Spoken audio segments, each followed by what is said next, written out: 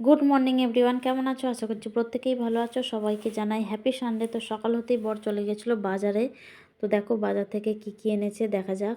প্রথমেই দেখা যাচ্ছে লাউ শাক। এই সময় লাউ শাকটা উঠছে, ভালোই লাগবে খেতে। তার সাথে আছে আলু, পেঁয়াজ, আদা, রসুন।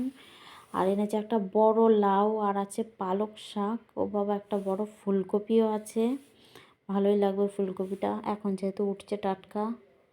আর আছে কি কি আছে দাঁড়াও, সমস্ত সবজিটা ঢেলে ফেলি।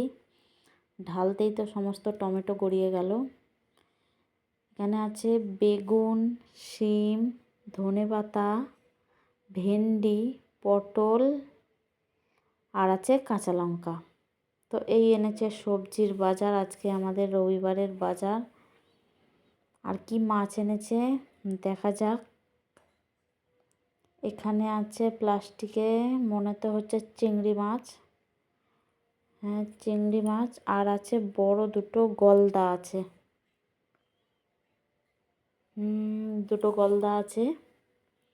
চিংড়ি মাছটা তো অবশ্যই শাক দিয়ে হবে, লাউ পালং দিয়ে। আর কি মাছ আছে দেখি। আর আছে ভোলা মাছ, এটা তো আমার বরের একদম ফেভারিট, সেই জন্যই নিয়ে চলে এসেছে। তোমাদের কার কার ভোলা মাছ ভালো লাগে অবশ্যই কমেন্টে জানাবে। টাটা।